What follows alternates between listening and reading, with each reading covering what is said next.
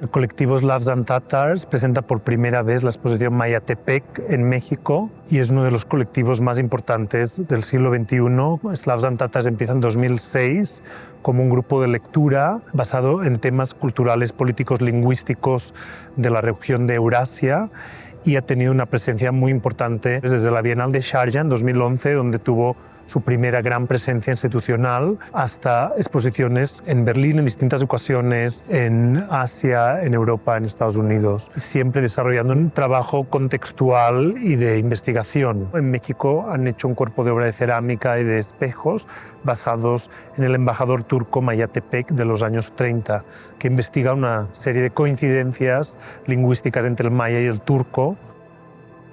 Hi, my name is Payam. I'm one of the founders of Slavs and Tatars, an art collective devoted to an area east of the former Berlin Wall and west of the Great Wall of China. Our work encompasses 3 different activities: exhibitions, lecture performances, and publications, as well as merchandising, all of which you'll see in this exhibition in Nordenhake Gallery. This is our first solo exhibition in Mexico. It's called Mayatepek, and it's inspired by an unlikely search for roots, common roots between Turkic languages and indigenous Mesoamerican languages. The first ambassador to Mexico from the Turkish Republic after the fall of the Ottoman Empire was a gentleman who was interested in exploring these spurious, speculative or not, resonances between Turkish and Aztec and Mayan.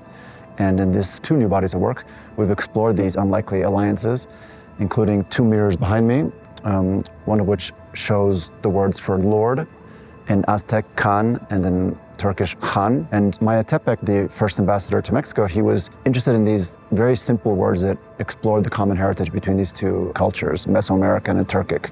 Also, these are reverse glass painting mirrors, so they're mirrors that have been painted from behind. And on the left, you'll have one that shows the common words for tea between Mayan and Turkish, chai in Turkish and tai in Mayan. These facial jugs come from a tradition of Yoruba Nigerian ceramic culture that migrated with slaves to North and Central America.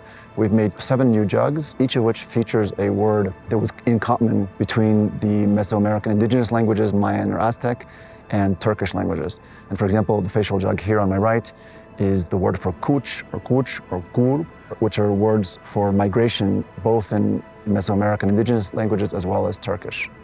Each of the jugs is using the Ottoman alphabet, and this all stems from a tradition called Hurufism. Hurufism is a mystical Sufi strand of Islam which found a certain significance and symbolism in the correspondence between letters of the Arabic alphabet and the facial hairs, namely 7 facial hairs on the face, so eyebrows, eyelashes, nose hairs, mustache, whiskers, and beard, and even ear hairs.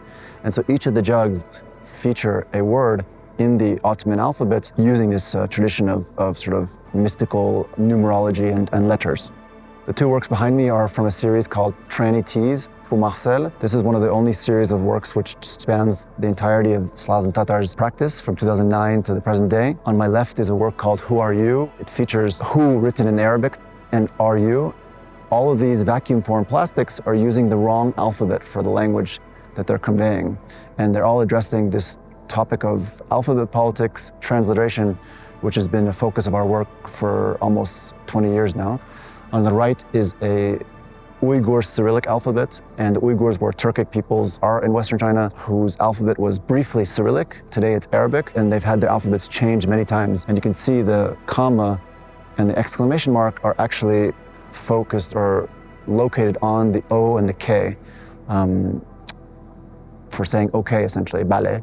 All these vacuum forms are also kind of a nod or an homage to Marcel Boters, who's a pioneering conceptual artist of the 20th century, arguably the second most important artist of the 20th century after Marcel Duchamp, who was exploring this relationship between language and image and the kind of destabilization of language when it's pictorially represented. Slavs and Tatars began as an informal reading group, so print has remained central to our practice. And I would say print as a generative activity. Most of people think of print as something which comes after the making of the artwork, the documentation, the catalog. For us, we try to reverse this chronology. So in fact, the book precedes many of the artworks that the museums are commissioning, the collectors are acquiring, the galleries are selling. And here you can see a selection of, I guess, 10 odd books of ours. We've published about 15 books so far. Each of these books explores a different topic. For example, this one looks at medieval advice literature.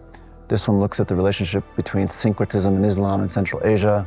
This one looks at the relationship between Poland and Iran from the 17th century to the 21st century. This is a translation of a very important political satire from the 20th century Muslim world called Mullah Nasruddin. There's something very democratic about print, which we believe in the sense that print is accessible. You don't have to have thousands of dollars to be able to acquire it. You don't need to have thousands of dollars of transport budgets and crates. And this democratic spirit of print for us is very important. In fact, especially and increasingly in today's day and age where literacy and collective education is under threat.